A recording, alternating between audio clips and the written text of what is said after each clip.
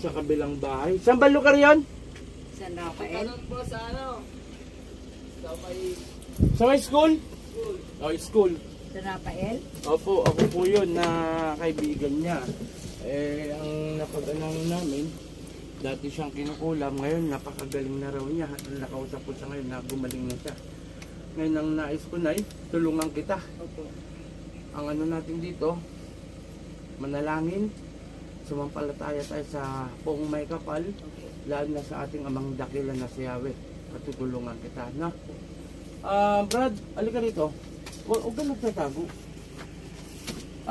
Nagpapatunay lang po ito. Siya po yung dating ginamot ko na talagang sincere na isipan mo. Ngayon gumaling po. Gumaling po siya sa pamamagitan ng ating Panginoong Hesus at ating amang dakila. Ngayon, ikaw ang iipita ko. Hawakan mo lang kamay niya. Mahirapan sila naman. Sacrifice. Sige po. Palinis lang ako ng baho sa Huwag na, okay na yan. Okay na yan. Tara rito. Okay na yan. Upo ka dito. Hawakan mo lang kamay niya. Hindi ba pwede si mama? Hindi, mahirapan siya. Mahirapan si nanay, mahirapan. Ako na nagsabi sa'yo, kabubulong lang ng bantay ko na ikaw daw ang ipitan kasi ikaw yung inipitan ko noon na gumaling. Tama, natatandaan ko sa may school. Lagpas pa doon, di ba? Sige, umpisa na tayo. Hawakan mo siya.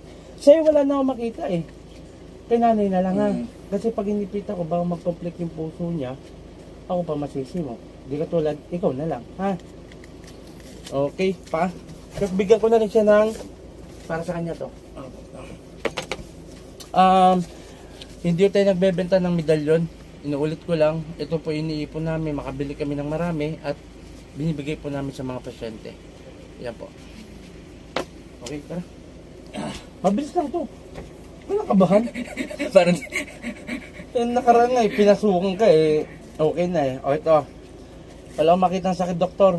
Dito na tayo sa kulam. Dalawang matanda. Pikit. Pastor, are po, tenet, opera. Puh! Lubayan mo sa nanay ha. Lulubayan mo na ha. Lulubayan mo na. Lulubayan mo na. Lulubayan mo ha. Alisin mo nilagay mo sa kanya ha. Nagkakaintindihan. O, dalawang kamay. Ay, isang kamay.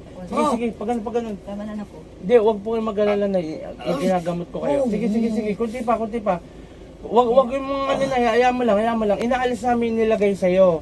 Inaalis namin. Huwag po kayong mataranta.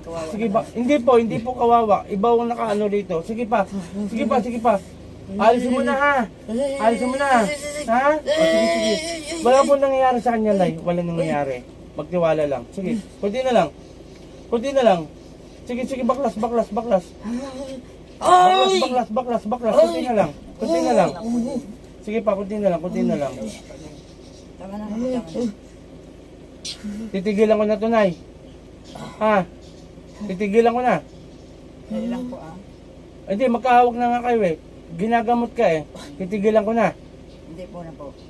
Titigilan ko na. Pagka tinigilan ko to, wala akong ano sa'yo, no? Sakit taray ko. Puh! Gising. Tinigilan ko na ha. Sige, upo ka. Magaling na po siya. Hindi siya ang may sakit, ikaw may sakit, Nay. Ngayon tinigilan ko. Sana gumaling ka. Opo, mga anak. Oo, kasi Nadala na po sa Di, mga Nay, kinukontra mo kasi kanina pa Parang nagagalit ka na Bali ito, ilipat mo na lang to sa isang lalagyan. Huwag na sa pitkil. Painumin mo siya na painumin ha. At ako nang bahala sa kanya. Pakibigay na lang to ng tali nito pula. Ha? Tapos yung lubigan, alam mo ba yung lubigan? I-research mo na sa cellphone. Lagay mo, lubigan. Makikita mo yan. Kailangan niya 7 dahon. Ang gagawin ito pa 7 dahon, pakukuluan ng... Okay na, bitaw mo.